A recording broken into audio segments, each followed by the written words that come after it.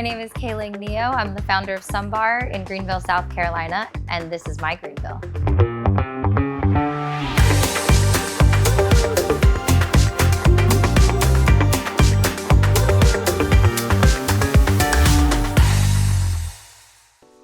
I think the origin story of Some Bar is probably similar to how a lot of restaurants start, where it's a good idea, it's the right place, it's the right time.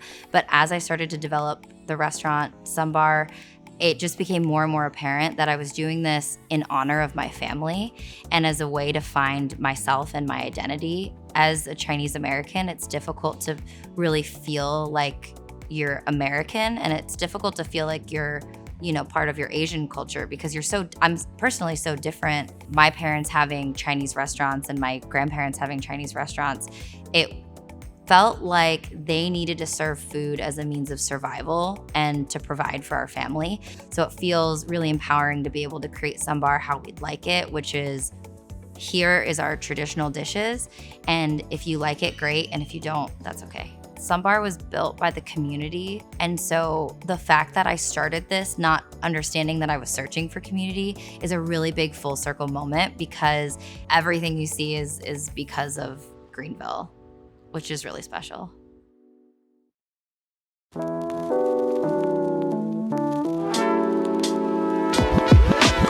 Dim sum is not one of those things that people make at home. It's kind of like if you get a really nice croissant, you're like, I could make this, but really could you, or would you, really? So number one dish for dim sum cuisine is shumai. It's the shrimp and pork dumpling. It's kind of an open face. We serve ours with a topping of fish roe.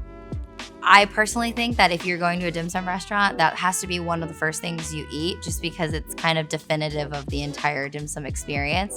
So we take a lot of pride in our shumai. That one is my personal favorite. We will also be showing the pork and bok choy dumplings. So those are kind of rotational, your traditional dumplings that people do make at home. A lot of times it is for celebrations like Lunar New Year or Mid-Autumn Festival, just because they are kind of time consuming as well. But we hope to alternate the fillings as we go. So we have a pork and bok choy, we have a chicken and mushroom, we have a pork and cilantro, which is my personal favorite. That one is my grandma's recipe.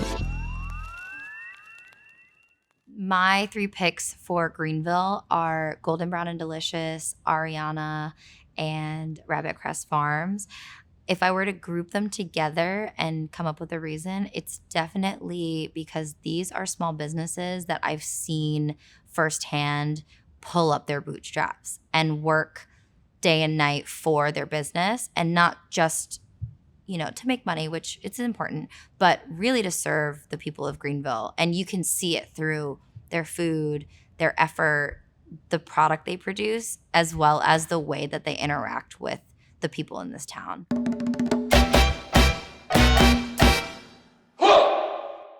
Golden Brown and Delicious, a lot of people know them as GB&D. They've had a whirlwind of a journey as well. And what I've come to realize is they are such a great place for families. Can I interest you in a cocktail today? That would be lovely. I've got a new one I'd like you to try. It's called I Love You Very Much. It's awesome. Super refreshing, really crisp, really nice. Okay, sounds good. Very cool, very cool. Yeah. So what I really like about this cocktail is it has super fresh ingredients in it, like fresh lime, fresh lemon, and fresh cucumber juice, which a lot of people are like weirded out about in cocktails, but this one, I think it works super well. And like on a hot summer day, or even just like cooling down at night, this one I recommend to a lot of people. It's just really, really nice. But yeah, I think for us, the bar has been huge, and that it's like allowed us to reach a whole new subset of customers. It's allowed us to be really creative with ingredients. And here, it's more about the community, less about the alcohol. And that's kind of what we're pushing. Just like come in, enjoy yourself, and feel better after you leave, not worse, Yeah. Chef, always a pleasure. Thanks for coming in. Thank you. Always got a seat at this bar.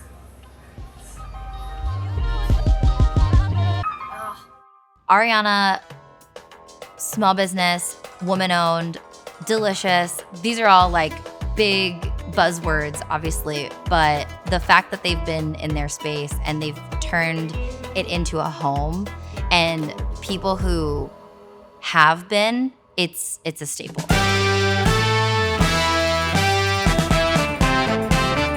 Hi, Nilo. Hi. Thank you for having us at Ariana today. I'm very excited to be here. You are one of my favorite restaurants, if not my favorite restaurant in Greenville. Thank you. And it's really nice that we're so close to each other. Yes, we change our food every day, and we make every day 5 items. And today we have chapli kebab. Chapli kebab is a ground beef, and the This rice. one, Yes, so good. yes. Okay. The rice called kabli palau. We our rice is very different from any other rice. Very long seed yellow rice, topped with carrots and raisins. Of course, chicken kebab. We grill, marinate very well, a day or 2 days before grilling the kebabs. And the other 2 dishes are gulpi, which is cauliflower, and nakhod, which is chickpeas. So you wrote this cookbook or you published in 2021. Yes. Right? What all went into it? Every single dish that we make here is in it, but I start by very old memories of myself, how I become a cook, and the trip that my parents took, and that trip made me to start cooking because my mom wasn't there to cook for us. And I start cooking, and the 2 dishes I kind of mastered them was lupia, which is beans, and our rice, that rice called chalao. I feel that with our food, every time we make something new or we serve someone, it is me getting closer to my family. Yes. Because it's like, that's the love language. We don't really say I love you. Yeah, we make don't food either. for our family. Yeah, Yes. you peel fruit and you make a dish and you serve You your take elders. care of them, all that, making tea for them, make Yes. sure they eat. That's Right. the way we say love you. Yes, the first thing is, have you eaten? Yes. Right.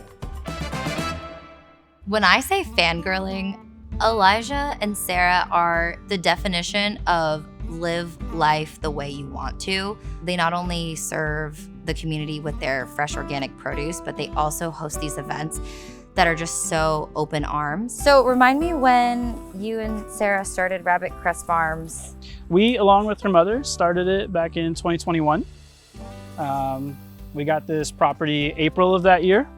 And then that first year it was just 20 beds. And last year it was 40 beds. And this year we're up to 60 beds. The U-Pick is one of just our more accessible experiences, I think. Everyone can just come up and it'd be chill, and there's not a lot of pretense to it. You show up, you're gonna pick flowers and have a good time, bring your own picnic.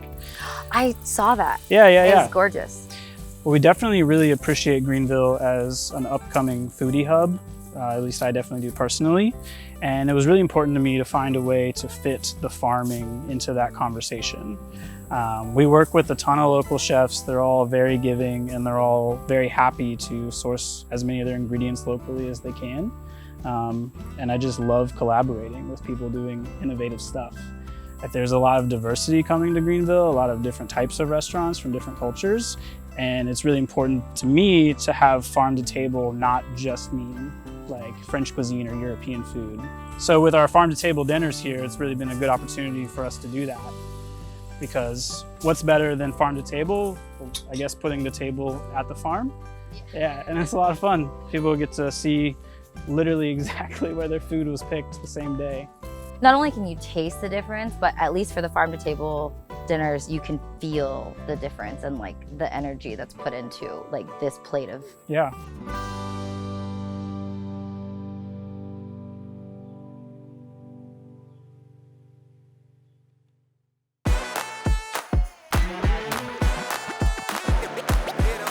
My name is Wesley Fulmer. I'm executive chef here at Motor Supply Company Bistro in Columbia, South Carolina, and this is my Columbia.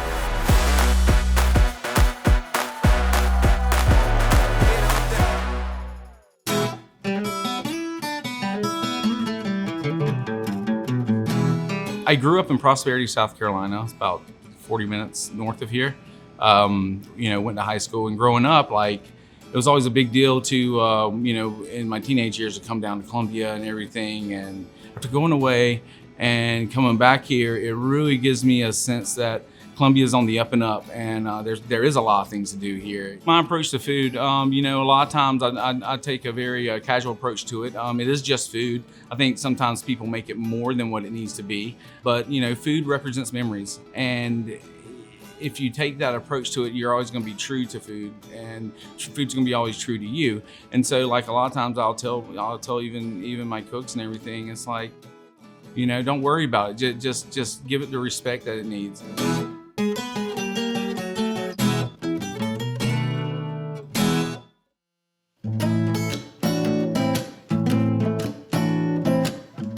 Started off first with City Limits Barbecue. For the longest, he's been just a food truck, and then when I found out that he was finally gonna get a brick and mortar, I was like, all right, that's, you know, that's where I want to go. And I've had his barbecue before. His pulled pork is great. His brisket will make you fall down. It's so good.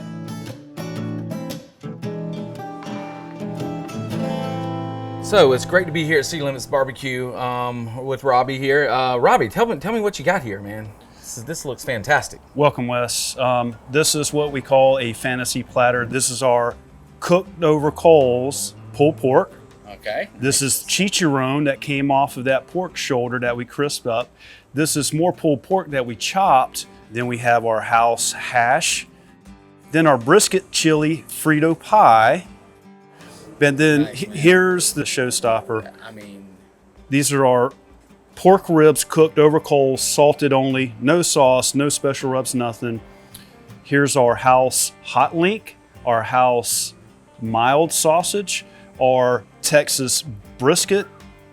What I've learned on this journey is that there are so many different opinions, so many people grew up eating barbecue their own family way. And what I'm offering that I hadn't seen anywhere, and I'm not trying to be different, I'm just trying to offer something to make everybody happy, is that if you like pulled pork, you can come in and have pulled pork. But if you're from, say, the eastern part of the state and you like chopped pork, we chop it up for you right there. You know, we put a lot of time, effort, and attention into all of the meats, but we didn't just stop there. Right. We went over here. And so I appreciate what our end product is here, because I think it stands out. And I think that people that have that connection like you had to when you're a kid, that I think there's at least a little bit of that flavor in here that can connect that memory to the past of where your granddad or your dad cooked it. that's what food's all about, creating memories.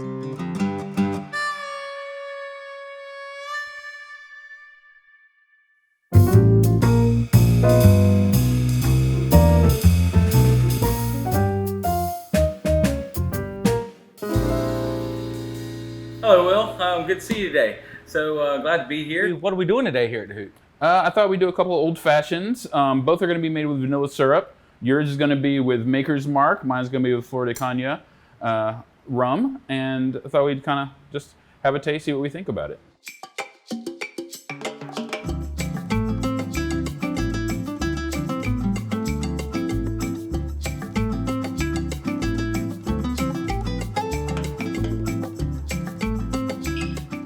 Well, I guess the first thing to start with is that we are a plant-based bar. We wanted to create something that was very inclusive. So even though it's plant-based, it's all just bar food. It's all recognizable, just Southern food. One of the things that we love selling is our boiled peanuts. You know, if there is a Southerner who doesn't understand or comprehend vegan food, then you can always say, well, here's a plate of boiled peanuts. We'll start with that and then ease you in otherwise. Okay, you know, right. It's important to us that we're a neighborhood bar. So we set our prices like a neighborhood bar. We want it to be so that people that live within walking distance of here can come over, and this can be an everyday bar. It was fun to get to decorate the place. Definitely going for sort of the grandma's funky basement kind of vibe. You know, it's always pleasant to get, when you go into an antique store, to have something to actually search for. So we got to look for a lot of fun animals, animal prints. We named it the Hoot, partially for the idea of it's a fun place to be. It's a hoot, haha, you know, but also being a rosewood bar, and rosewood is filled with owls, it turns out. There are a million of them, and they're out there hooting every single night. If you're listening for owls in Rosewood, you can hear them. That's one of the surprising things about Columbia, how it has such a great zoo. And it's fun to go there to see everything. They have a ropes course, they do a lot with kids. It's great for families, and they have an aquarium too. An aquarium that's great for sea lions and stuff. And so me and the family like to go there. We buy yearly passes, and we can go anytime we want to, so it's great.